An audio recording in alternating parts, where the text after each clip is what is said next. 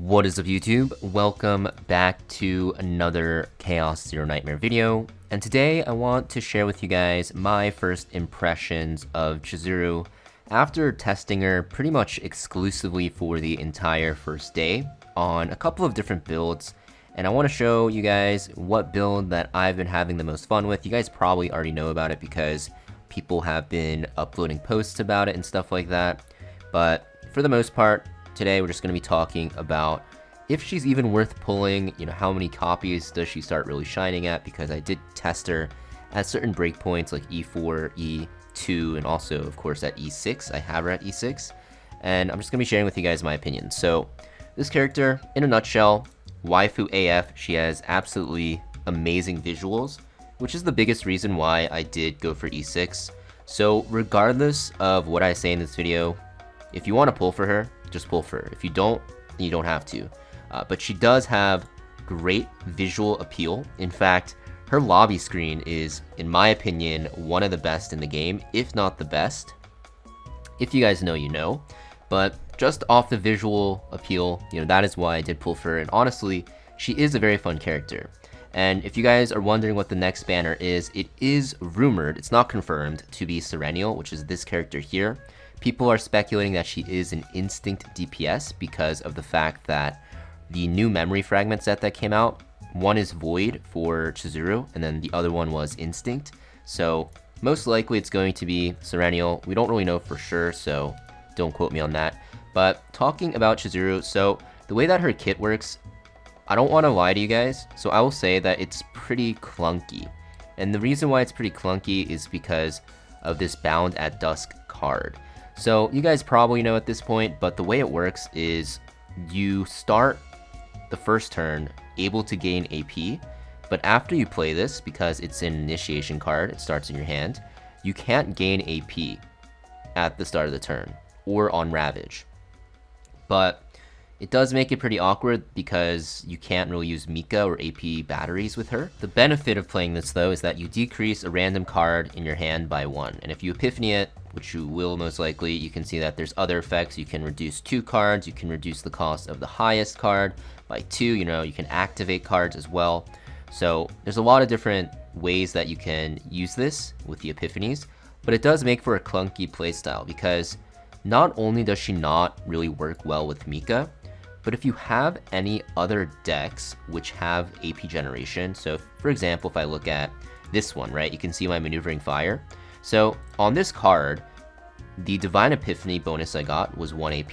And a lot of the Divine Epiphany bonuses that are really, really good, that most people farmed until this point, or you're even looking for it in general to work with other characters very efficiently, is going to be 1 AP or an extra draw. So because of that, it just makes it so that the decks you already have that give you 1 bonus AP, if it's not on the opener on initiation, it's just not that good. So something like this Maneuvering Fire could be okay because it has initiation. But if I look at something else that gives AP, I don't know if I have one per se, but you get what I'm saying. It just makes it kind of weird, right? Because you can't really gain the AP from the inhibit. So it does make her pretty clunky. And if you look at the way she wants to play, basically she wants to bind cards together by stacking her Will-O-Wisp passive. And you do this just by doing multi-hits. So every single hit you do with a card, you gain a stack. If you get to 5 stacks, you will get 1 bind stack, and it goes up to 5, and it makes your Shadow of the Moon very strong. So the way you want to technically play her is just using a lot of multi-hit characters. So because of that, you're just kind of using her as like a sub DPS. Not a sub DPS because she does do a decent amount of damage, but she's not the one that's playing her cards the most. In fact, most of the time, you are just spamming other characters' cards. The reason why is because if you look at Tressa here, which is like the best enabler for her and also a lot of other characters, and can also enable herself because this character is just giga busted. She's one of the best enablers because even though she doesn't have multi-hit, she can generate a ton of Shadow Daggers, right?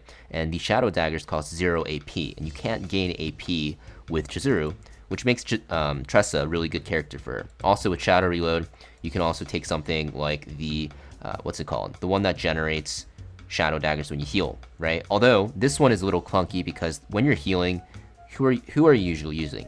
You're using Mika. So yeah, and Mika doesn't get as much benefit with Chizuru because she has built-in AP generation. So you can see that she's pretty clunky to play, and because of this, people have kind of adopted a different playstyle. There's like 2 playstyles I've seen with Chizuru. I'm currently building the deck for the second one, which I'll mention, but the first one is going to be basically like Mei Lin Light. You can see the title of this deck is I'm Mei Lin, and the way that she plays is you basically will just get the Epiphany on the Tsukuyomi. This is required, and you need to copy it to 3 copies. And you just keep drawing this, you keep spamming it. It makes your Shadow the Moon, the big nuke you have, just hit multiple times. Like you can see in this clip here, which I'll play, that this is with like multiple rotations of me stacking it with my Tsukuyomi. And at the end, you just do a huge nuke that is pretty reminiscent of Mei Lin, right? It doesn't do as much damage as Mei Lin, unfortunately, and it does require a little bit more setup, I'd like to say, although pretty similar. But if you don't have Mei Lin, yeah, you can use her as like a Mei Lin substitute, right?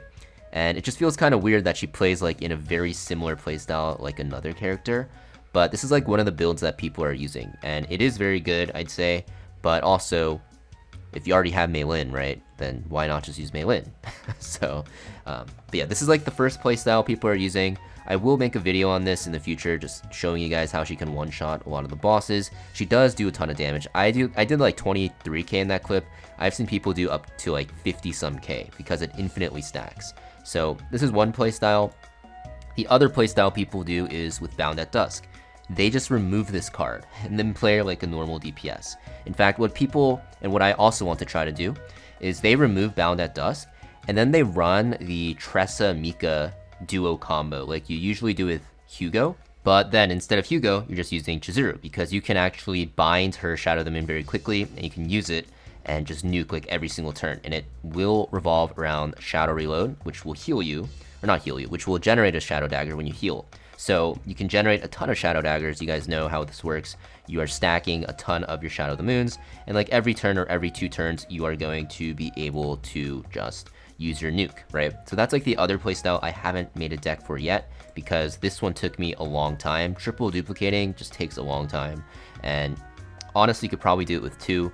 But, you know, overall, I'd say our playstyle it's fun. Don't get me wrong, one-shotting is always fun, but it is sometimes clunky. And I am saying this with a bias for Chizuru. Like, I literally E6'd her. Like, I'm not gonna, like, you know, go out on like a agenda trying to make her look bad, because like literally I invested so much. Now, on the topic of her Manifest Egos, I will say, you don't really need a lot on her. Honestly, you don't need any. Because if you are only trying to one-shot, having her at E0 or E1 is perfectly fine. E1 because you get 20% extra damage. Everything after, even though it is very, very nice, doesn't really matter too much for the most part. If you are just looking for more damage, of course you want to push to E4 and E6, because E4 will give you 30% extra damage, and then E6 will give you an extra hit on Shadow of the Moon. But the extra hit doesn't matter because you are just hitting so many times. So honestly, don't really need too many dupes if you're playing her like the Mei Lin style, but she does get a lot of value if you want to play her in like the Tressa Mika style at like E2, which is why I'm going to play it, because I don't think you can play it without this. It just does a lot less damage. So yeah. So in terms of if you want to pull for her, I think honestly, you don't have to, because I guess as of now, because people might find crazy builds, you know, like I don't want to say don't pull for her, because Luke is like insanely strong after people figured out once you get to E2, once you start, you know, using Cassius, and there's like a lot of other stuff. Honestly, I don't know the exact specifics because I don't play him, and he becomes very strong. The thing with Chizuru is it's too early to make a definitive answer on her, but I will say she is not like a bad character. She is fun to play, and even though she can seem clunky at times, in Chaos, especially because you kind of kill stuff before you ramp up, in terms of just doing a ton of damage, she does what Mei Lin does in a way, and she can nuke by stacking, and she is very fun to play. So me personally, do I regret pulling for her to E6? Not really. I guess we just got the daily reset. But for you guys out there, if you guys are like free to play low spenders and you guys are just pulling for meta, then I would say that she's not a must-have. But if you do want her for her looks, which is definitely respectable, because we're all cultured here playing this game, this waifu game, then you can pull for her. So hopefully this makes it a little bit easier in making your decision to pull for her or like more dupes and stuff like that. But as always, thank you for watching, and I'll see you guys next time.